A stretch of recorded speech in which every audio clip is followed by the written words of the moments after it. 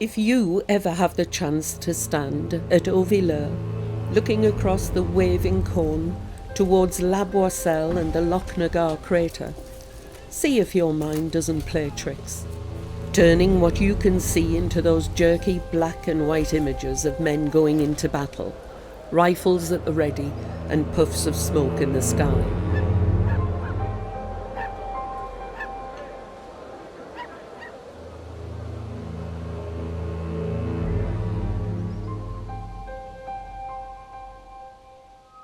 Of course those images have to be imagined, because there were no film cameras stationed there at 7:30 on the fine morning of July the 1st, 1916.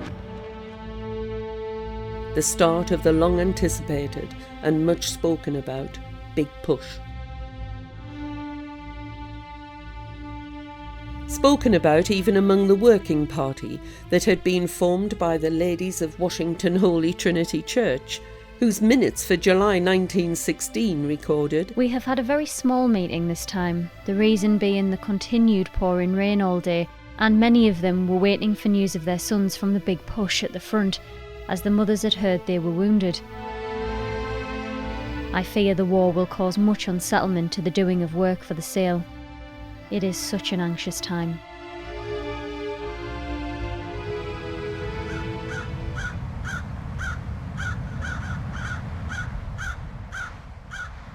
At the Chantilly Conference of December 1915, the prosecution of the war had been discussed, and it was clear that, though the French army was still the larger and more experienced force, the British were beginning to catch up and would have to shoulder more of the burden.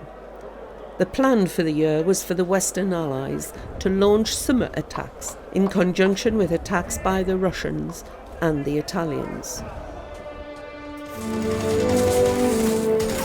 The situation changed when the Germans began attacking at Verdun in February 1916. Their intention: to bleed France white.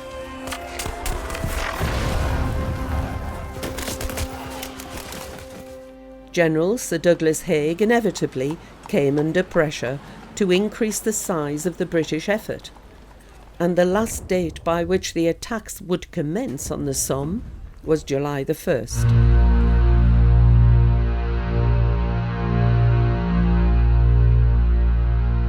The British Army had to move up men, horses, equipment and supplies of every kind, and in massive quantities.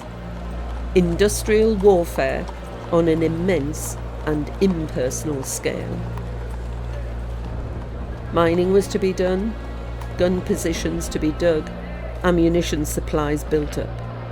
It was an enormous task for a largely inexperienced army. And of course the Germans were not idle. Both sides had learned from the battles of 1915 at Loos and Neuve-Chapelle. The Germans were developing 3 trench systems, each of 3 lines of secure fortifications with an immense amount of concrete, deep dugouts, interlocking machine gun fields of fire, and behind them, well-concealed artillery positions.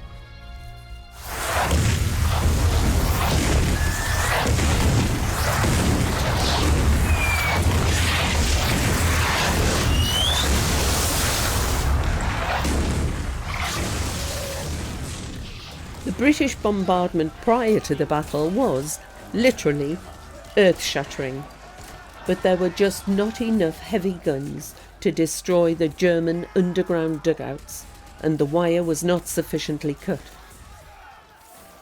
This was not well understood on the British side, and so when the lads went over the top, they were met with a hurricane of bursting shells, machine gun and small arms fire.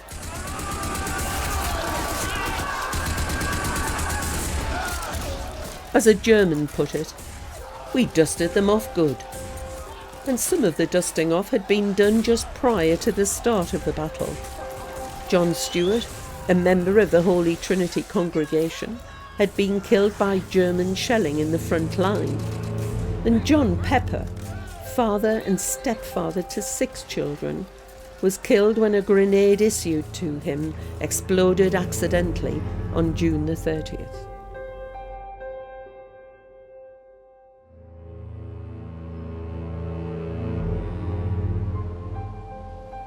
What then of the men from Washington, Harrowton and Usworth? Of the 39 who were killed on July the 1st, 29 are commemorated on Chiepval Memorial to the Missing. 18 were Northumberland Fusiliers, of whom 13 were fighting Tyneside Irish, and 3 were Tyneside Scots, harder than hammers, as their recruiting stated.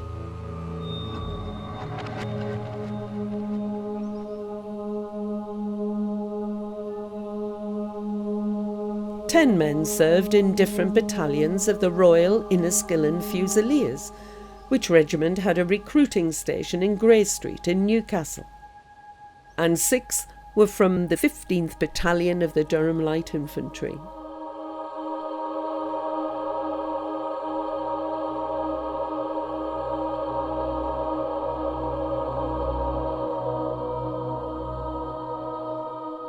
The fallen on July the 1st included John Hunter, a hairdresser from Laurel House, Springwell, Tom Penaluna, a veteran of the Boer War, Robert Boyle of Castle Street, Fatfield, Henry Shields of Usworth, whose lieutenant colonel, in a letter home, described him as a good comrade and a gallant soldier.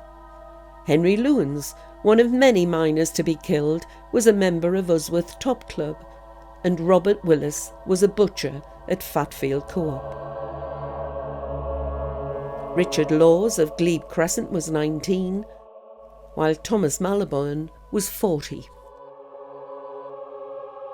Think of all these men that went away to fight for us 100 years ago. We should never forget them. Very few people were untouched by the war. You can't understand the fear. I can't anyway.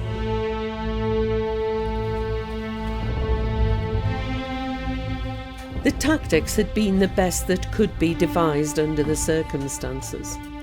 Rather than believing that lions were led to the slaughter by donkeys, one eminent historian states that the battle and the catastrophic losses of the first day might not be seen so much as a tale of British incompetence, so much as a tale of extraordinary German competence, bravery, preparation and organisation.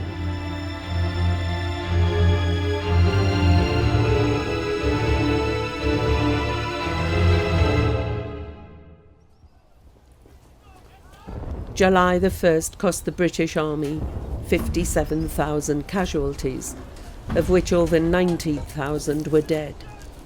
Information available to Haig on July the 1st was lacking detail and accuracy, but he had to decide what to do. The French commander, General Joffre, was urging him to continue attacks. He did, and those attacks took place around villages and woods that would come to mean so much for British families. La Boisselle and Contalmaison, Longueval and Bazantin, Ginchy and Guillemont, Fricourt and Mametz, Serre and Puisieux, Highwood and Delville Wood, Troneswood and Flatiron and Copse.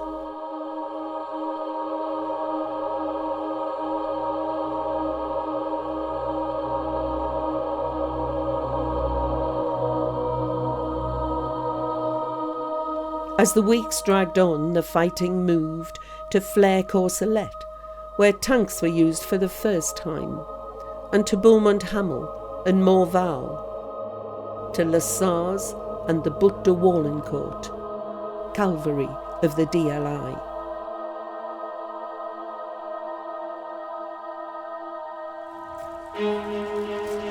The toll of Washington men continued to rise, and the number of regiments represented in the losses increased. Billy Jonas, the Claptonorian footballer, was in the Middlesex Regiment. Nathan Marshall was a non-combatant in the Royal Army Medical Corps, killed while carrying the wounded. James Hepplewhite of the East Yorkshires was a miner at Effpit and a member of the Westwood Club. Joseph Lightburn of the Yorkshire Regiment, whose girlfriends in memoriam included "Death divides, but memory clings." John William Curtin of the West Yorkshires died, owing the army 17 and 10pence. Michael Gibbons of 147 Brigade Royal Field Artillery is commemorated on Harriton Memorial and also on Washington's list of Roman Catholic fallen. And George J. Dobson of Biddick Terrace served in the Machine Gun Corps.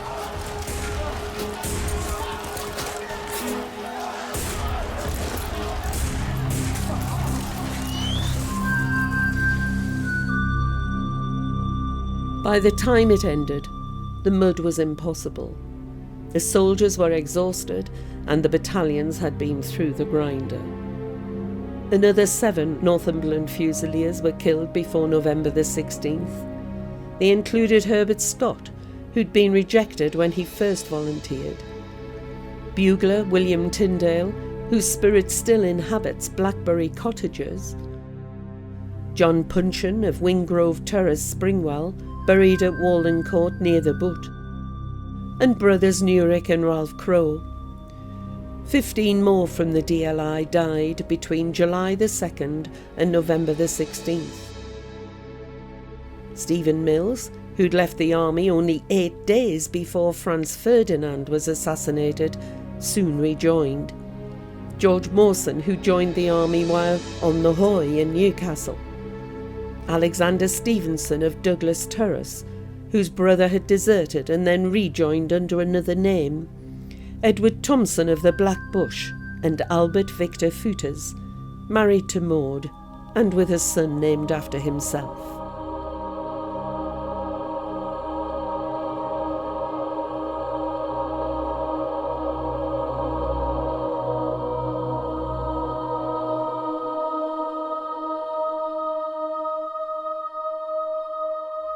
The 3 Washington parishes lost 94 men at the Somme, 56 of them listed as missing and named on the Chepval Memorial. They left 50 widows and 113 fatherless children.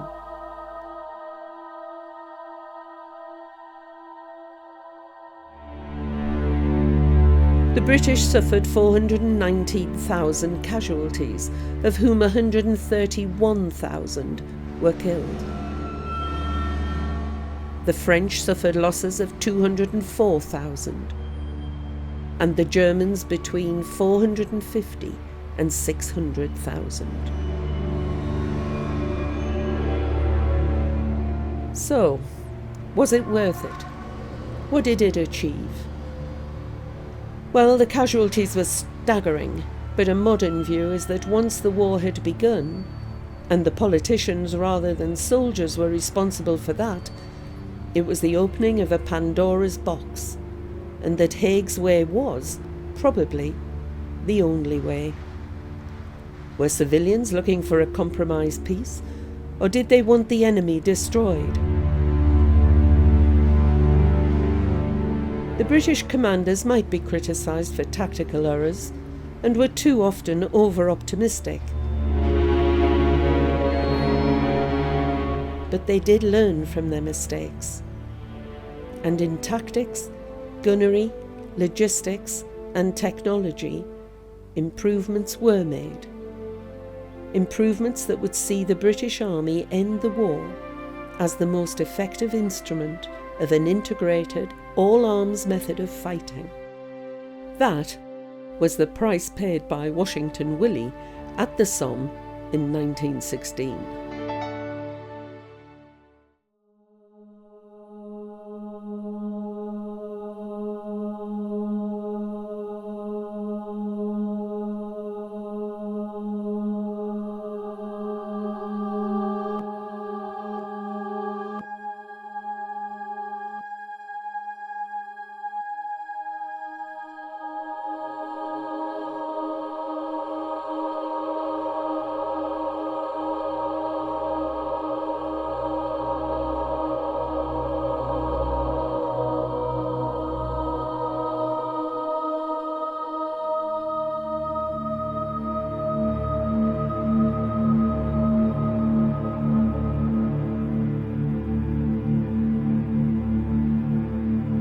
curse or blessing?